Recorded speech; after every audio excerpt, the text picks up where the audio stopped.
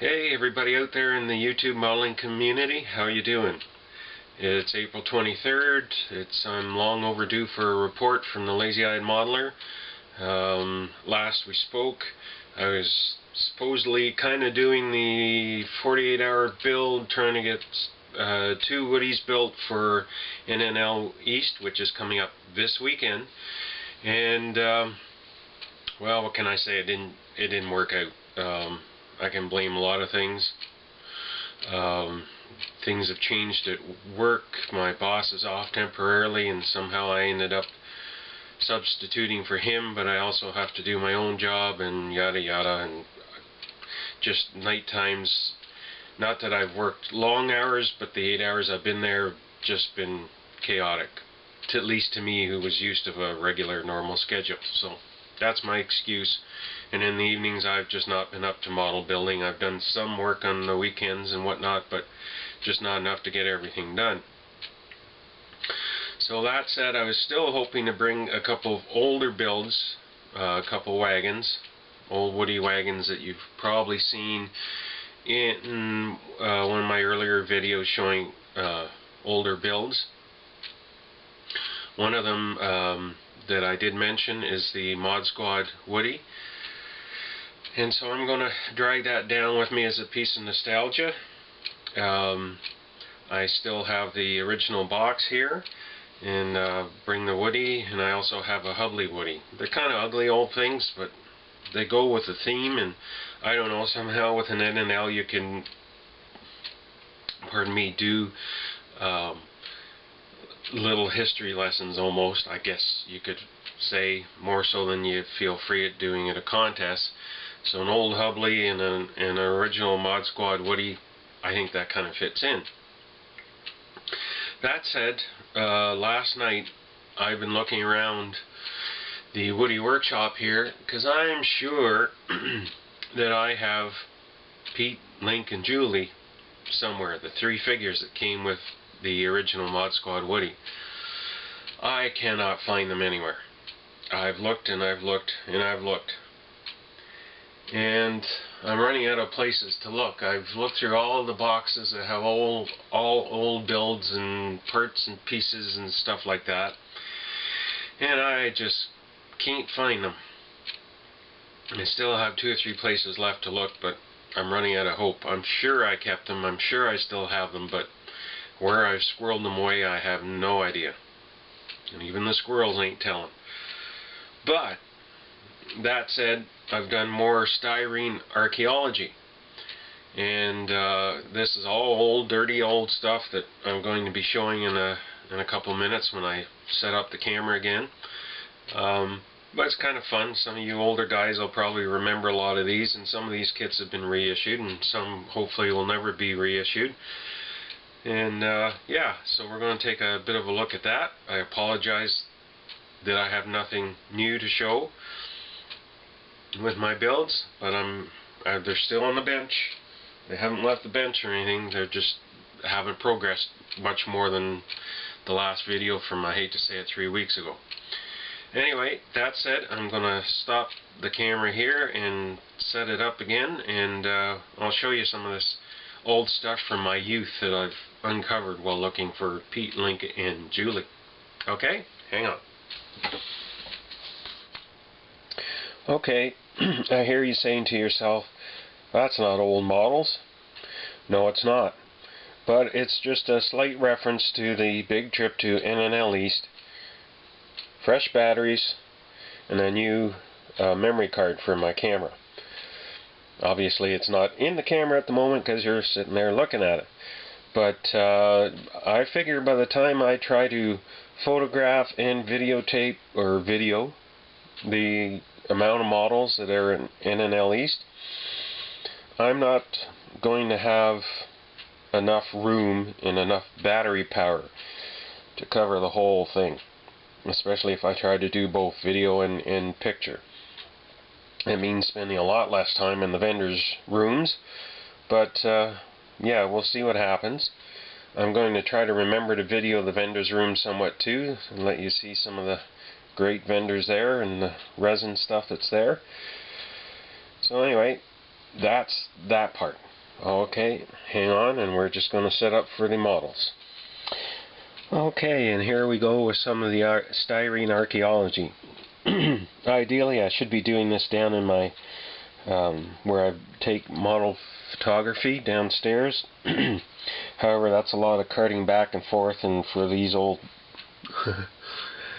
crud buckets, it's not worth the effort. Can anybody say Palmer? Can anybody say glue bomb? Especially the Firebird there on the left. Definite glue bomb. And I don't know how well the camera will focus. This one does not do well that way, but it's yeah. But you can see that this is a multi-piece body. And I don't know how old I was when I built this.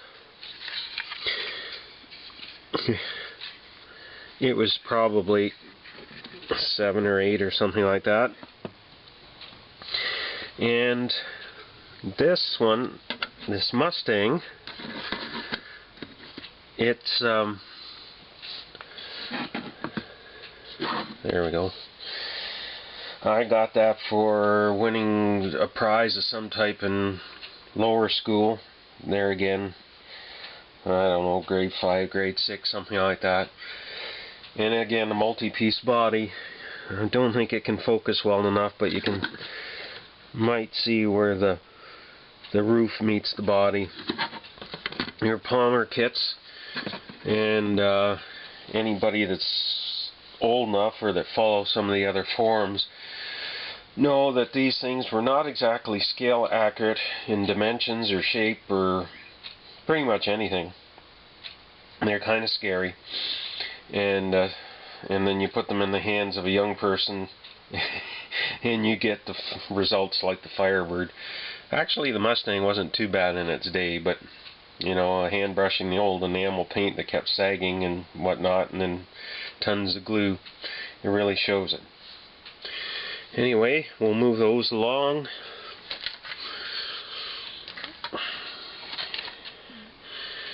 Here's a relic, a Richard Petty Plymouth. Actually, I was quite pleased with this. This was done later on. I mean, it's still goopy and rough by today's standards, but it turned out, it looked pretty good back when it was first built. The hood is still in the box there somewhere. I was kind of happy with the detail painting and all that for somebody that, there again, I don't know how old I was, but it turned out pretty good from the MPC Stock Cars series of kits, I believe. As you can tell, you might be able to tell that the decals are cracking and whatnot. It's showing its age.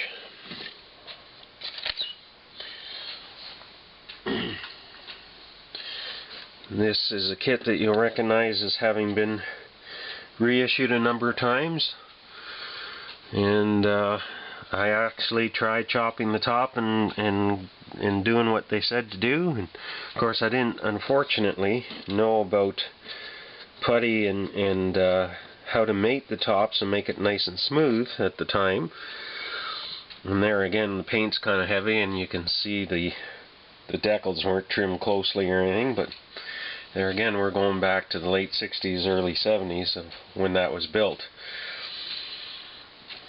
I'd like to, now there's one that might go for the Chevy Cheeseburger challenges. I'd love to try doing that again and doing it properly, but that's for another day.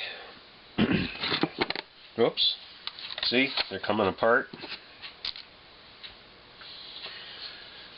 59 Corvette AMT. It's actually kind of looking like a gasser with the grill having fallen off, but one of my favorite kits because 59 is such a good year. Of course, that was the year I was born, so that's how I come up with that evaluation.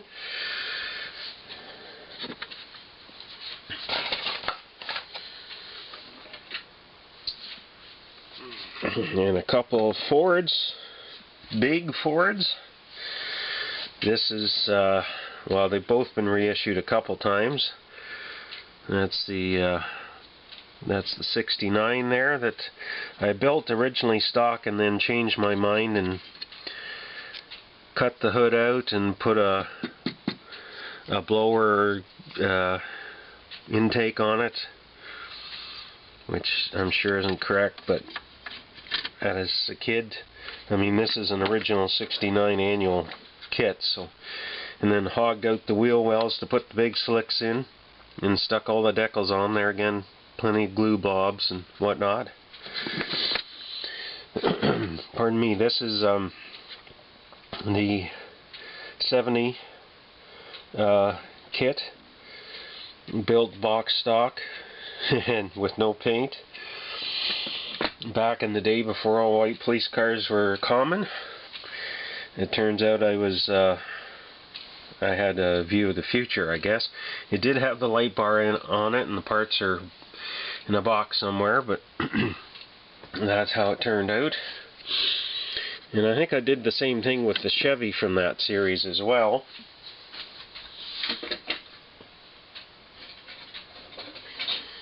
Just stand by, and here we go. This one was just re-released, but there again, it was this was built, you can pretty much tell, using some of the custom equipment and whatnot on it, including the LaSalle grill, or my attempt at using it. And there again, it was built without paint, and somewhere along the line I thought I should jazz it up, and it got flower power decals on it. I'm not sure what I even used here for tail lights. It looks like headlights turn around backwards. I don't know.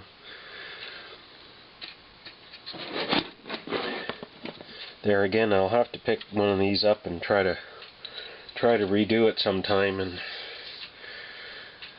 and see how it comes out. This is one out of all of them that I really hate to rebuild. I might just wash it and glue it back together and put it on display as it is. Although if I wash it, the decals might come off. That wouldn't be such a good thing. And just a couple more that you might find interesting. You're going to hear some crashing around over here. I should have actually stopped the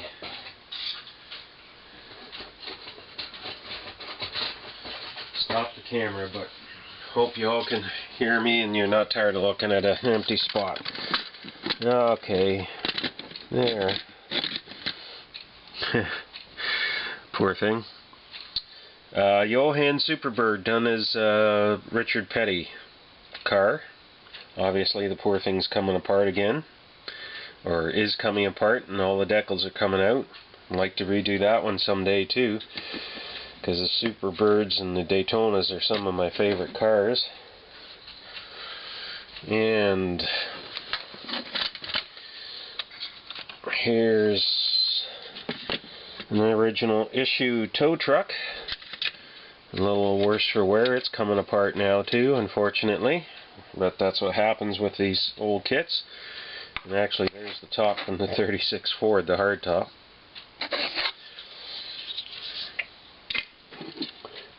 And the final styrene archeology, which is almost embarrassing because I'm showing this without putting it back together, but that's the 63 Stingray from AMT. There again, that was just reissued.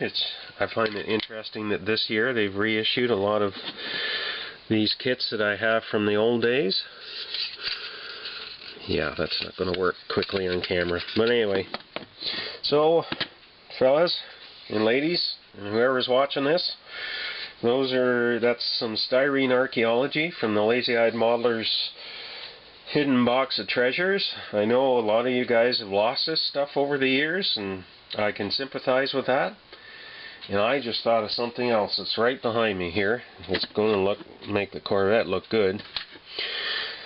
Speaking of losing things, there's also the matter of what we've done with kits over the years. And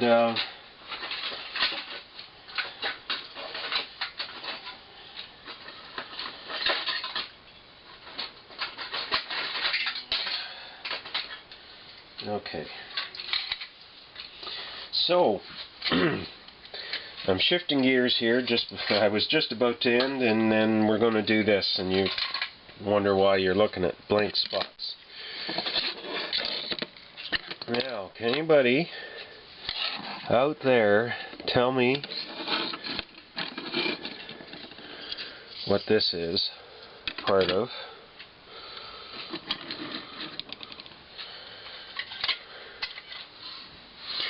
Well, that doesn't show you much. Here, let's twist it around some more. This is the better side. Okay.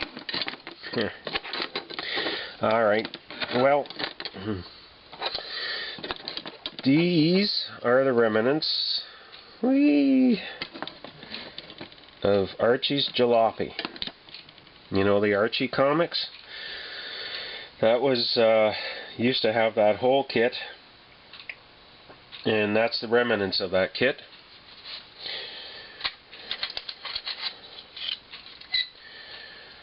And you can see part of it in there. And I'm sure you can figure out that parts of this are from the old Beverly Hillbillies kit, and there again, that's back from when it was originally released. And the fender units, I think, is from a 32 Ford, maybe? I don't know what it came from. But that was my first lame-brained attempt at kit bashing. I'm not sure all what's involved in this poor conglomeration, but it'll never get used again. It'll probably get pulled apart, and I can use parts for dioramas or whatnot.